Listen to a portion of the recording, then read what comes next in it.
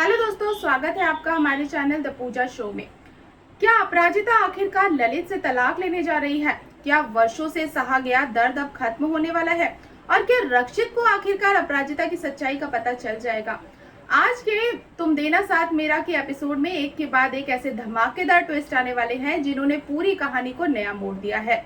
आज के एपिसोड की शुरुआत होती है सुधा और रक्षित से। सुधा अपने बेटे के लिए बेहद परेशान है। वो रक्षित से पूछती है कि आखिर अपराजिता ने उसे क्यों ठुकरा दिया, आखिर ऐसी क्या कमी है उसके बेटे में। लेकिन तभी रक्षित उसकी माँ को रोक देता है। रक्षित कहता है कि अगर अपराजिता का प्यार उसकी किस्मत में नहीं है तो ये उसका अपना दर्द है, इसमें अपराजिता की कोई गलती नहीं है। रक्षित अपने परिवार से साफ कह देता है कि कोई भी अपराजिता से इस बारे में सवाल नहीं करेगा।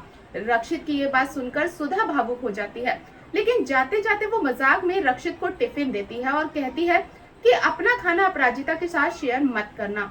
उधर मोहित भी रक्षित से सवाल करता है। मोहित कहता है कि जब अपराजिता ने तुम्हें ठुकरा दिया है तो फिर उसे अपने सामने नौकरी क्यों दी। लेकिन रक्षित का जवाब दिल छू लेने वाला होता है। वो कहता है कि अपराजिता अपनी मेहनत और टैलेंट की वजह से इस नौकरी की हकदार है, सिर्फ इसलिए कि वो उससे प्यार नहीं करती वो उसकी जिंदगी खराब नहीं कर सकता।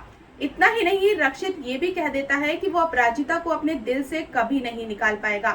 तो दोस्तों, यहाँ सबसे बड़ा ट्विस्ट तब आता है जब अपराजिता ये सब बातें सुन लेती है, लेकिन उसे लगता है कि रक्षित किसी और लड़की की बात कर रहा है। अपराजिता मन ही मन सोचती है कि आखिर ऐसा कौन होगा जिसने रक्षित जैसे इंसान को ठुकरा दिया, और फिर वो भगवान गणेश से प्रार्थना करती है कि रक्षित को उसका प्यार मिल जाए।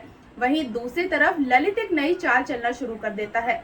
वो मालती को फोन करता है और खुद को बदला हुआ इंसान दिखाने की कोशिश करता है। ललित कहता है कि उसका गुस्सा और अहंकार ही उसकी शादी टूटने की वजह बना है। अब वो खुद को बदलना चाहता है और बेहतर इंसान बनाना चाहता है, लेकिन जैसे ही फोन कटता है उसका असली चेहरा सामने आ जाता है। ललित मन ही मन सोचता है कि किसी भी कीमत पर उसे अपराजिता को वापस घर लाना है। अब कहानी पहुंचती है ऑफिस में। अपराजिता अपनी पहली डिजाइन लेकर रक्षित के पास जाती है। वो चाहती है कि रक्षित उसके काम की तारीफ करे, लेकिन रक्षित खुद को संभालते हुए पूरी तरह प्रोफेशनल व्यवहार करता है। वो कहता है कि ये ऑफिस है, स्कूल नहीं, और बिना ज्यादा बात किए वहां से चला जाता है। रक्षित का बदला हुआ व्यवहार देखकर अपराजिता हैरान रह जाती है। उधर ऑफिस में भी माहौल गर्म हो जाता है। राम गोपाल चाहते हैं कि अब सच्चाई सबके सामने आनी चाहिए, लेकिन मालती को डर है कि समाज अपराजिता को ही दोषी ठहराएगा। तभी अचानक ललित की माँ वहां पहुंच जाती है। वो रो रो कर अपराजिता से माफी मांगती है और कहती है कि ललित से गलती हो गई। लेकिन दोस्तों, ये सब सिर्फ एक नया ड्रामा होता है। असली में वो अपराजिता को वापस ससुराल भेजना चाहती है।